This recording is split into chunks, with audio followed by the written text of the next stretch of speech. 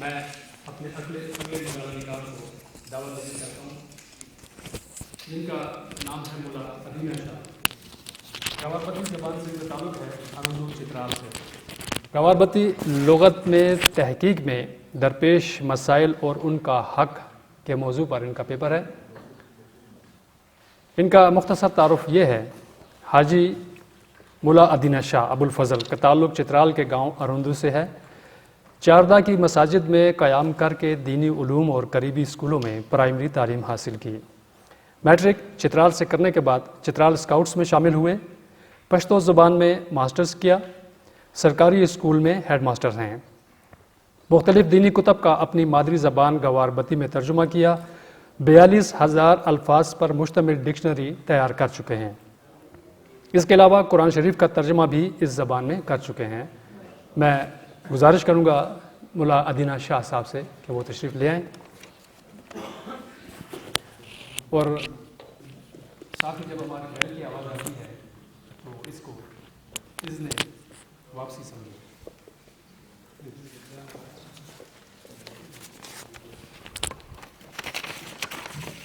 اعوذ باللہ من الشیطان الرجیم، بسم اللہ الرحمن الرحیم۔ یہ پہلی بار ہے جو میں اس محفل میں حاضر ہوا ہوں، اور میرے محترم صاحب نے فون کر کے مجھے بتا دیا کہ آپ کو یہاں پہنچنا ہے۔ حکم حاکم مرگ مفاجات۔ میری جگہ اگر میرے یہ شاگرد عبداللہ صاحب آتے تب بھی مجھے کوئی اعتراض نہ تھا۔ ہم دونوں آ گئے۔ مجھے موضوع دیا گیا گوارباتی کو درپیش مسائل اور ان کا حل، یا اسی قسم کا کوئی موضوع تھا۔ میں حاجی مولا ادینہ شاہ ولد حاجی مولا امام شاہ مرحوم 1970 سے گوارباتی اپنی مادری زبان میں خطوط نویسی اور دیگر نظم و نثر کے ذریعے اپنی اس معدوم اور مفقود الخبر ہونے والی زبان گوارباتی کی خدمت کرتا آ رہا ہوں۔ پہلے حروف کا مسئلہ تھا جو کہ اردو کھوار اور پشتو کے حروف کے ساتھ اپنے منفرد مخصوص حروف کو یکجا کر کے حروف کی تعداد میں نے 55 کر دی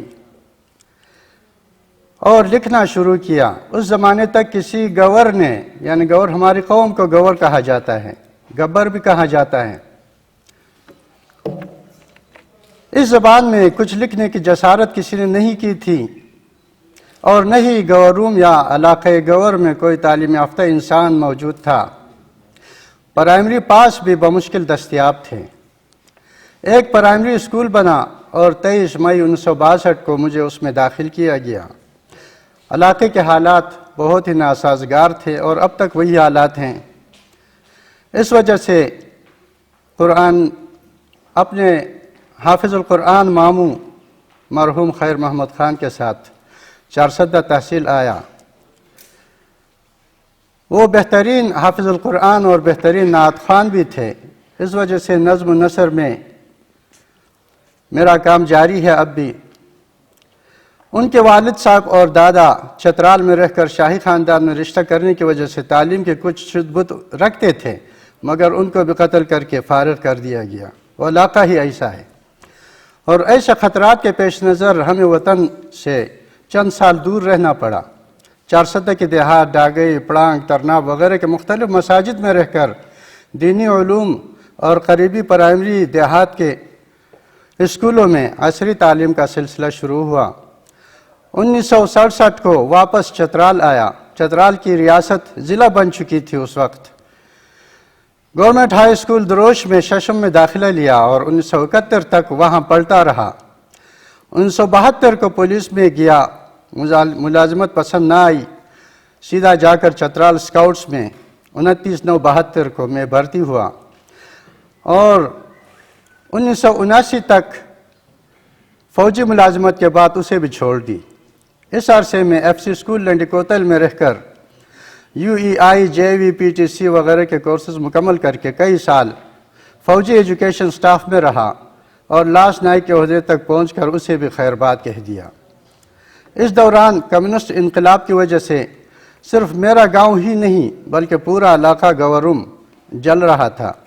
سالہ سال تک بمباری خونریزی ہوتی رہی، والدین اور قریبی رشتہ دار زخمی اور شہید ہوتے گئے، دن رات پناہ گاہوں میں رہنا پڑتا تھا۔ اس گور قوم نے کبھی آرام و سکون کے دن دیکھے ہی نہیں، ہمیشہ سے جنگ و جدال، قتل و غارت، نقل مکانی اور جلاوطنی ہی میں رہنے کی وجہ سے تعلیم سے ناآشنا ہی رہتی آئی ہے میری قوم، ورنہ یہ بھی پشتو کی ہم اثر زبان ہے۔ لیکن اگر یہی حال رہا تو قدیم ساسانی نسل کی طرح گور بھی ختم ہو جائیں گے اور ان کے ساتھ یہ زبان بھی معدوم ہو جائے گی۔ 1970 سے ہی یہ خدشہ ذہن میں آنے لگا، اس وجہ سے میں نے الفاظ جمع کرنے شروع کیے۔ سرحد پار جانے پر اتنی پابندی اس وقت نہیں تھی، لیکن جب وہ کمیونسٹ انقلاب آیا تو حالات بدل گئے۔ آدھے سے زیادہ گوروم والا علاقہ سرحد پار رہ گیا افغانستان میں۔ زبان پر دیگر زبانوں کا اثر آنے لگا، وہ اثر انداز ہونے لگی، لوگ اسے بولنے سے بھی کترانے اور شرمانے لگے۔ آخری علاقہ نشاگام بارگام تاچغہ سرائے کے علاقے میں اسے بھول ہی چکے ہیں، سمجھتے ہیں لیکن بول نہیں سکتے۔ یہ بڑی پریشانی کی بات تھی، پھر بھی شکر ہے کہ زبان تاحال زندہ ہے۔ یہ کوئی معمولی اور چھوٹی زبان نہیں، اگرچہ اسے بولنے والے 40,000 کے لگ بھگ لوگ آر پار رہتے ہیں افغانستان میں اور پاکستان میں، لیکن ایسے لوگ بھی ہیں جو ترک وطن کر کے دنیا کے مختلف ممالک میں اسے بھول چکے ہیں اور اب اپنی اصلیت بھی ان کو معلوم نہیں۔ یہ قدیم ترین نسل کی زبان یہاں اب گوروم تک محدود ہو کر رہ گئی ہے۔ ماضی کو چھوڑ کر اگر ظاہر شاہ کا دور، کمیونسٹ دور، طالبان کا دور یا امریکہ اور نیٹو والوں کا دور، افغانستان میں ان کے آمد کا دور اگر دیکھا جائے تو امن کے 4 دن بھی ہمیں نظر نہیں آئیں گے جو گوروم میں گزرے ہوں۔ 1970 تا 2021 میں روزانہ ڈائری بھی لکھتا آ رہا ہوں، اور یہی تباہی کا ذکر ہے اس میں بھی۔ اس سے پہلے والد مرحوم یا ان کے باپ دادا کے زمانوں کا ذکر بھی اسی انداز میں کیا کرتے تھے۔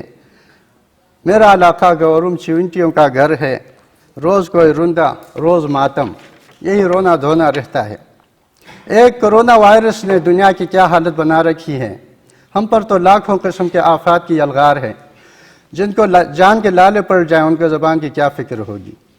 گور قوم ازمنہ ماضی میں بتدریج اس خطے میں آئی ہے، لڑتے مرتے رہے، کچھ بسے کچھ کسی اور طرف نکل گئے۔ دیر، سوات، باجوڑ، نورستان، لغمان اور چترال کے زیرین جنوبی علاقے کے لوگ ایک ہی قومیت کے اور مختلف ناموں سے آباد ہیں۔ ہر چند کلومیٹر میں لہجہ بدلتا جاتا ہے، اور پشتو رابطے کی زبان ہے ہماری، جو ہر جگہ بولی اور سمجھی جاتی ہے۔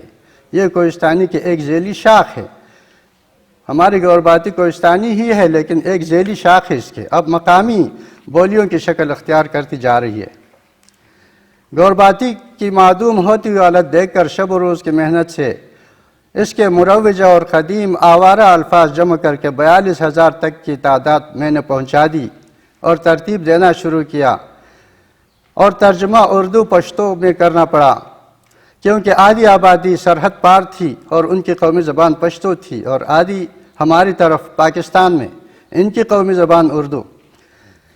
جوانی کا زمانہ تھا، گلٹاک کیمپ میں ہزاروں گور گھر بار چھوڑ کر آئے اور مقیم ہوئے، ان کے ساتھ رہ کر عرصے تک دیگر معلومات کے ساتھ ساتھ ذخیرہ الفاظ میں بھی اضافہ کرتا رہا۔ ہاتھ سے لکھی ڈکشنری تیار ہوئی اور 1979 سے 2013 تک ایک حد تک ترتیب بھی ہو گئی۔ چند اسلامی فقہ کی کتابوں کا ترجمہ بھی کیا گیا۔ حمد و نعت اور جنگ کے منظوم حالات بھی گور زبان میں نے لکھے۔ 45 سال سے زیادہ ملازمت اور درس و تدریس کی وجہ سے علاقے کے تمام تعلیم یافتہ میرے شاگرد ہیں، جبکہ میرا کوئی ایک PTC استاد کے علاوہ جو کہ اب مکمل بوڑھا ہو چکا ہے، میرا دنیا میں کوئی استاد اب زندہ نہیں۔ کبرنی موت الکبریٰ، وہ بڑے سارے فوت ہو گئے، اللہ ان کو بخشے، اور ان کے جانے کے بعد اب میں بڑا ہو گیا، اب میرے شاگردوں کے شاگرد استاد ہیں۔ اب تو میرے شاگرد PhD تک کر چکے ہیں تعلیم۔ میں نے نوجوانوں کی ایک تنظیم القلم ویلفیئر آرگنائزیشن پر ایک رجسٹرڈ تنظیم بنائی اور گورباتی کی ترویج و ترقی کی خاطر رسالہ جاری کیا، سونکیسی اس کا نام ہے۔ قلمی ڈکشنری کو کتابی شکل دی جو کہ اب پشاور یونیورسٹی کے تعاون سے چھپ رہی ہے۔ دوسرے مرحلے پر اب 70,000 الفاظ والی ڈکشنری تیار ہونے والی ہے۔ دستی پمفلیٹ میں نے چھاپے، نماز کے بڑے بڑے چارٹس گورباتی کے ترجمے کے ساتھ تمام مساجد میں نے وہاں آویزان کیے ہوئے ہیں۔ دور جاہلیت سے اب تک چلنے والے اور فرسودہ متروک رسم و رواج اور چلتے ہوئے رسم و رواج اور دساتیر گور کی کتاب گور یعنی پاوڑی وہ بھی میں نے تیار کر لی۔ حقوق نسوان کے لیے وراثت کے سلسلے میں کتاب بھی چھپنے کے لیے تیار ہے۔ گور حروف تہجی کی جدید شکل اور مجموعہ الفاظ کی کتابیں FLI کی مدد سے تیار کی گئی جن کا میں مشکور ہوں، جس سے کمپیوٹر میں یہ حروف ناقابل قبول ہو گئے جو میں نے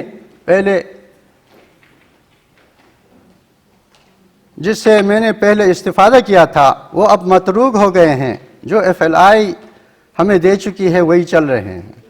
میں نے گور گرامر کی صرف نحو کی کتاب اور محاورات اور ضرب الامثال کی کتاب بھی تیار کر لی۔ سال 2013 کو قلمی ڈکشنری کی نمائش سے سرحد پار والے گور بھائیوں کے شوق میں اضافہ ہوا اور انہوں نے بھی وہاں محنت شروع کی، مگر جنگی حالات کے پیش نظر مار دھاڑ اور پکڑ دھکڑ کی وجہ سے مل بیٹھ کر کام کرنے کا ہمیں کبھی بھی موقع نہیں ملا۔ مسائل اور رکاوٹیں گورباتی کی ترقی روکے ہوئے ہیں۔ یہ سرحدی مسائل تو ختم ہوں گے بھی نہیں، لیکن کمائیگی بھی آڑے آتی ہے، وسائل بھی نہیں ہیں۔ ہم نے FLI کی طرف پرامید نظروں سے دیکھا، ہماری ضروریات بہت زیادہ ہیں۔ یہ جدید حروف بھی اگر عربی کے بجائے اردو رسم الخط میں بدلے جائیں تو لکھائی کا مسئلہ آسان ہو جائے گا۔ قرآن مجید کے ترجمے میں عربی آیات کے نیچے یہ عربی نما رسم الخط نظر ہی نہیں آتی۔ اس رسم الخط کو اردو میں بدلنا ضروری ہے، یہ میری درخواست ہے۔ گورباتی کے لیے اردو پشتو دونوں لازمی ہیں۔ جو رسم الخط اسے نصیب ہوا وہ بھی ایک مسئلہ ہے، لہذا علاج یہ ہے کہ لیپ ٹاپ، پرنٹرز اور متعلقہ سامان فراہم کر کے مالی معاونت تھوڑی سی کی جائے اور رسم الخط کو اردو میں بدل دیا جائے اور چھپائی کا کام ذرا تیزی سے کیا جائے اور غیر معیاری مواد چھاپنے سے احتراز کیا جائے۔ اس طرح درپیش مسائل و مشکلات پر قابو پایا جا سکتا ہے۔ اس سلسلے میں کام کے تعلیم یافتہ اور اہل نوجوانوں کو گورباتی کی خدمت کا موقع دیا جائے، جبکہ پرامن ماحول، مالی معاونت، اردو رسم الخط اور وسائل کی فراہمی سے گورباتی ترقی کر سکتی ہے۔ والسلام علیکم۔